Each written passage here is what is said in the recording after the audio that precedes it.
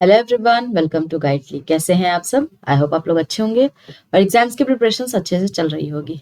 तो चलिए यहाँ पर चैप्टर नंबर 15 पीपीबी का कर रहे हैं, पार्ट 2 है इसका। तो पार्ट 2 में आज हम लोग सेफ डिपॉजिट लॉकर के बारे में पढ़ने वाले हैं।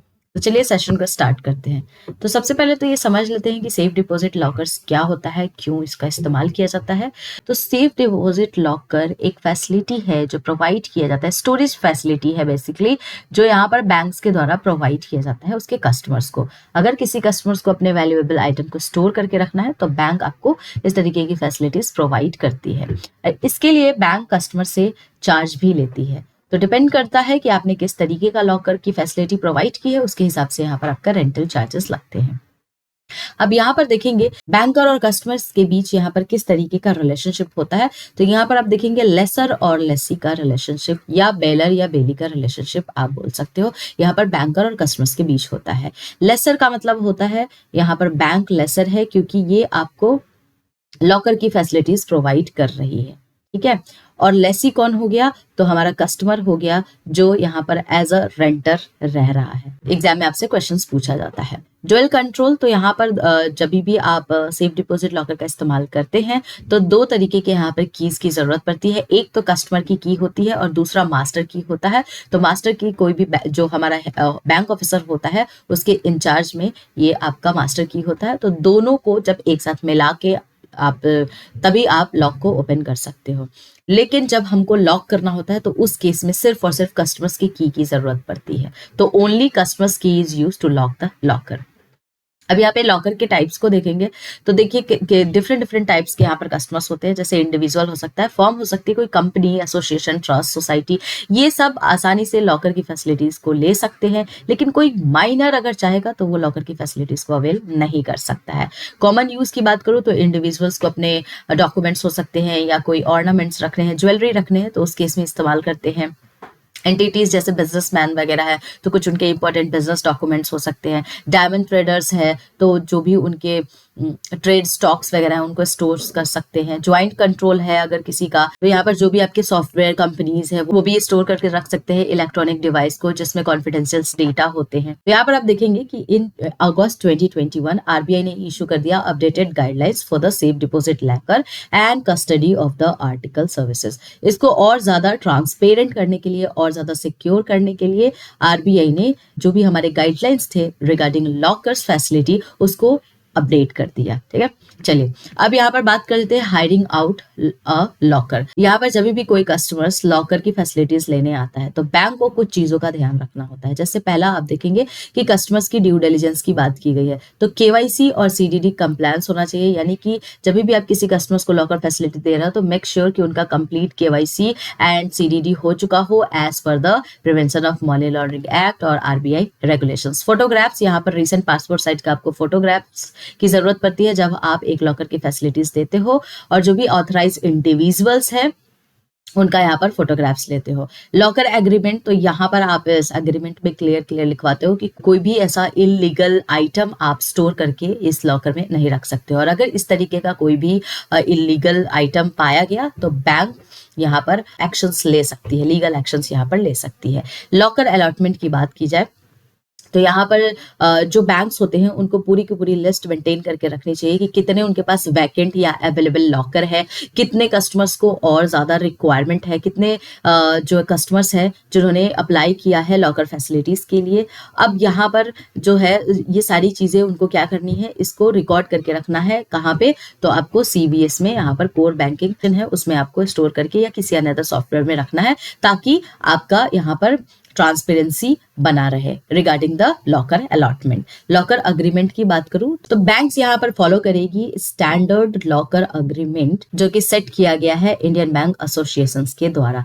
तो यहाँ पर बैंक मेक श्योर करेगी कि कोई भी अनफेयर तरीके से हम अपने कस्टमर्स के साथ डील नहीं कर रहे हैं। यानी कि ऐसा ना हो कि आपने कस्टमर से ये कह दिया कि अगर आपने लॉकर की गुम कर दी तो आपके लॉकर में जितने भी आइटम्स है वो हम आपको रिटर्न नहीं करेंगे। तो इस तरीके की अनफेयर तरीके से यहाँ पर आप उनके साथ ट्रीटमेंट नहीं कर सकते हो। तो इसलिए यहाँ पर आईबीए के द्वारा जो भी हमारे अग्रीमेंट है, जो भी हमारा स्टैंडर्ड रूल सेट किया गया है उसको यहाँ पर बैंक्स को फॉलो करना है। रेंट की बात करें तो अगेन ये साइज पे डिपेंड करता है क्योंकि डिफरेंट साइज के आपके लॉकर्स आते हैं, small, medium, large, extra large lockers आते हैं तो उसके हिसाब से यहाँ पर चार्जेस लगते हैं। पेमेंट आप हमेशा एडवांस में पे करते हो जब भी आप लॉकर की फैसिलिटीज लेते हो। पेनल्टी चार्जेस यहाँ पर लगती है अगर आपने टाइमली लॉकर के रेंट को पे नहीं किया तो आपको यहाँ पर ओवरड्यू रेंट चार्ज लगता है। अब यहाँ पर ब्रेकिंग ओपन लॉकर, तो अगर मान लीजिए आपने लॉकर की फैसिलिटीज को अब क्लोज करा रहे हो तो उस केस में अगर आपने कोई भी फैसिलिटीज को इस्तेमाल नहीं किया है, क्योंकि यहाँ पर आप पेमेंट एडवांस में करते हो, तो अगर आपने यूज नहीं किया है तो जो भी आपका पैसा होता है वो आपको रेंट का वापस कर दिया जाता है। Term deposit as a security, basically to avoid the rent non payment, bank में ask the customers to keep a fix deposit which is equals to a 3 years rent. तो ये यहाँ पर आप देखेंगे ये जो फिक्स डिपॉजिट होता है, this will cover the cost of breaking the locker if the rent remains unpaid. This rules doesn't apply to the existing locker holders and also the customers with a well maintained account. तो यहाँ पर banks आपको force नहीं कर सकती है कि आप यहाँ पर ओपन करा लो extra FD account, FD deposit account just to get a locker. तो नाउ अब हम बात कर लेते हैं इंफ्रास्ट्रक्चर एंड सिक्योरिटी के बारे में। तो यहाँ पर जब बैंक किसी भी कस्टमर्स को लॉकर फैसिलिटीज प्रोवाइड करती है तो मेक श्योर करे कि वो जो लॉकर फैसिलिटीज हो सेफ हो और सिक्योर हो फॉर द कस्टमर। तो यहाँ पर आप देखेंगे कि लॉकर एरिया जो आपका लॉकर एरिया है, जो स्ट्रॉन्ग रूम है, वॉल्ट रूम है, मे बी जो स्ट्रॉन्ग रूम है वो बिल्कुल ही सिक्योर प्लेस पे होना चाहिए। यहाँ पर कोई भी अनऑथराइज्ड एक्सेस नहीं होना चाहिए। अगर किसी भी तरीके का रिस्क वगैरह दिख रहा है तो तुरंत यहाँ पर रेड अलर्ट होना चाहिए। एंट्री और एग्जिट जो आपका पॉइंट होता है वो सिंगल होना चाहिए फॉर अ लॉकर रूम, जिसमें आपका सीसीटीवी कैमरा भी लगा होना चाहिए। और सीसीटीवी कैमरास में जो भी आपका रिकॉर्ड हो रहा है एटलीस्ट 180 डेज तक उसको प्रिजर्व करके रखना है फॉर फ्यूचर रेफरेंस, ठीक है। अगर कंप्लेंट ऑफ अनऑथराइज एक्शंस, तो अगर मान लीजिए कोई कस्टमर आया आपके बैंक में और वो कंप्लेन कर रहा है कि उनके लॉकर को किसी ने अनफेयर मीन से यूज किया है, ठीक है, तो उस केस में आप तब तक फुटेज को डिलीट नहीं करोगे जब तक कि पूरा का पूरा पुलिस का इन्वेस्टिगेशन ना हो जाए। और विदाउट परमिशन किसी ने भी उनके लॉकर को एक्सेस किया है तो उस केस में आपको रिकॉर्डिंग्स जो है रखनी है जब तक पुलिस इन्वेस्टिगेशन कंप्लीट ना हो जाए। वाटर एंड फायर प्रोटेक्शन, तो यहाँ पर आप मेक श्योर करें कि जो भी आपका लॉकर है, जो वॉल्ट है, स्ट्रॉन्ग रूम है, वो आपका अवे हो from the rain, from the flood water. इसके अलावा हर जगह आपको फायर एक्सटिंग्विशर्स लगाना चाहिए फॉर फायर प्रोटेक्शन मेजर्स।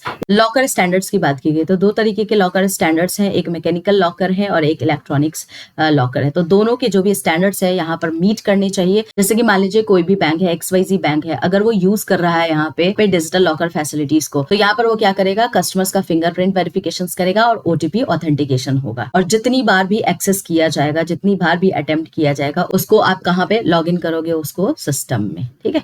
तो ये सारा आपको यहाँ पर ध्यान रखना होगा। लॉकर की बात करूं तो जितने भी यहाँ पर लॉकर की होते हैं सबका एक अपना यूनिक आइडेंटिफिकेशन नंबर होना चाहिए ताकि अगर कोई भी फ्रॉड होता है तो इजीली उसको डिटेक्ट किया जाए। इसके अलावा जो भी हमारे बैंक कस्टडियन होंगे वो मेक श्योर करें कि वो पीरियोडिकली चेक कर रहे हों ऑल द लॉकर कीज, ताकि वो इंश्योर कर सके कि सारे के सारे प्रॉपर कंडीशंस में हैं।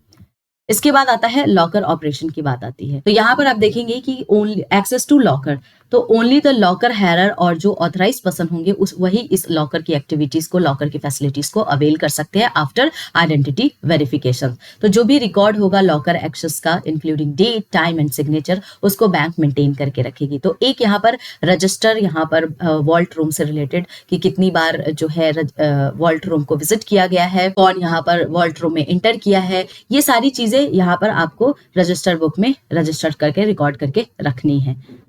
जो भी बैंक ऑफिसर्स होंगे वो मस्ट नॉट रिमेन इनसाइड जब भी, यानी कि आप देखेंगे कि जब आप लॉकर की फैसिलिटीज अवेल करते हो, जब कोई कस्टमर अपने लॉकर को चेक करने आता है तो उस केस में कोई भी बैंक ऑफिसर या कोई भी अदर हैरर्स जो है अंदर में नहीं होगा जब लॉकर को ओपन किया जाएगा। अलर्ट्स की बात की जाए तो अगर कोई भी सस्पिशियस एक्टिविटीज दिखती है तो ईमेल, SMS के द्वारा यहाँ पर कस्टमर्स को अलर्ट दिया जाएगा regarding their locker operations time. Locks and की बात करूँ तो जब भी कोई कस्टमर क्लोज कराता है अपने लॉकर फैसिलिटीज को या सरेंडर करता है तो उस केस में लॉक्स को चेंज कर दिया जाता है और चेंज करने के बाद ही, नया लॉक बनने के बाद ही नए कस्टमर्स को वो प्रोवाइड किया जाता है लॉकर। तो जो भी डुप्लीकेट मास्टर की होता है उसको कहाँ पे स्टोर करके रखा जाता है, तो सेपरेट आपका ब्रांच होता है विद द ज्वाइंट कस्टडी, उसको रिकॉर्ड करके उसको एनवेलप में अच्छी तरीके से आपको डुप्लीकेट की को रख दिया जाता है। अब डेली चेक्स की बात की गई है तो जो भी ऑफिसर्स होंगे कि वो इंश्योर करेंगे कि लॉकर जो है प्रॉपर्ली क्लोज्ड हो गया है, ठीक है। और अगर लॉकर क्लोज नहीं है तो इमीडिएटली उसको क्लोज करे और कस्टमर्स को इन्फॉर्म करे रिगार्डिंग द सेम। तो यहाँ पर आप देखेंगे एंड ऑफ द डे में यहाँ पर जो भी जो कस्टडियन होंगे वो मेक श्योर करेंगे कि सारी की सारी चीजें प्रॉपर जगह पे है, प्रॉपर तरीके से क्लोज है, पूरा सिक्योरिटी चेक करेंगे एंड देन ही वहां से वॉल्ट रूम को क्लोज करके बाहर निकलेंगे। तो बैंक यहाँ पर रिकॉर्ड करेगी सारे के सारे लॉकर डिटेल्स को एंड की रिकॉर्ड्स को in core banking system and other software. तो यहाँ पर आप देखेंगे कि जितने भी XYZ बैंक है तो जितने भी यहाँ पर लॉकर ऑपरेशन हुए हैं उसको डिजिटली रिकॉर्ड करेगी in CVS system to track locker users securely. तो ये था आपका कुछ इंपॉर्टेंट पॉइंट्स रिगार्डिंग लॉकर। अब हम इससे रिलेटेड कुछ क्वेश्चंस को करेंगे। What is the relationship between a bank and the hirer of a safe deposit locker? creditor and debtor, lessor and lessee, principal and agent, banker and customer। तो correct answer क्या होगा? अभी just मैंने आपको बताया था lessor and lessee is the correct answer. इसको दूसरे किस नाम से जानते हैं? बेलर एंड बेली के नाम से भी जानते हैं। तो option B is the correct answer. Next question है what is required to open a locker? Only the customer keys, only the master key, both the master key and the customer's key, digital fingerprint authentication only। Correct answer क्या होगा? जब हम locker को open करते हैं तो हमको किसकी जरूरत पड़ती है? बोथ द मास्टर की एंड द कस्टमर की। जब हम लॉकर को क्लोज करते हैं उस केस में सिर्फ और सिर्फ कस्टमर्स की जरूरत पड़ती है। तो करेक्ट आंसर क्या होगा? Option number C. Before hiring out a locker, banks must complete only PAN verifications, KYC, CDD as per the RBI guidelines, verifications of property documents, credit score check। तो correct answer क्या होगा? KYC, CDD as per the RBI guidelines। Next question है how long should CCTV recordings of the locker area be preserved? 90 days, 120 days, 180 days and 365 days। Correct answer क्या होगा? 180 days is the correct answer। नेक्स्ट question है what details are recorded in the access register for a locker operations? चार option है name of hirer, check in and checkout and signature, locker and payment status, locker content list and locker key number. तो क्या होगा इसका correct answer? तो correct answer होगा name of the hirer, check in, checkout and signature. ये आपके कुछ important questions थे regarding the safe deposit locker. Apart from that मैं बता दूं आपको कि हमारे पेड बैचेस चल रहे हैं। जिनको भी पेड बैच लेना है आप दिए हुए नंबर पे कॉल कर लीजिए। इसके अलावा हम जो भी यहाँ पर आपको पढ़ाते हैं उसका आपको PDF टेलीग्राम चैनल पे मिल जाता है। तो जल्दी से आप लोग टेलीग्राम चैनल को यहाँ पर ज्वाइन कर लीजिए। कोई भी डाउट होता है, किसी भी तरीके की प्रॉब्लम आती है, आप कमेंट सेक्शन में मुझसे पूछ सकते हैं। वीडियो अगर एग्जाम रेलिवेंट लगता है तो आप हमारे चैनल को सब्सक्राइब भी कर सकते हैं। कोई भी प्रॉब्लम्स है यानी कोई भी दिक्कत होगी तो आप पूछ सकते हैं मुझसे, ठीक है। हमारा स्ट्रेटजी वीडियो भी है जिसमें मैंने ये आपको बता रखा है कि किस तरीके से आपको एग्जाम्स की प्रिपरेशंस करनी है। तो जाइए, प्लेलिस्ट बना हुआ है, जाकर के स्ट्रेटजी वीडियोस देखिए और बढ़िया तरीके से एग्जाम्स की प्रिपरेशंस कीजिए। तो चलिए मिलते हैं हम लोग नेक्स्ट वीडियो में नेक्स्ट अपडेट के साथ।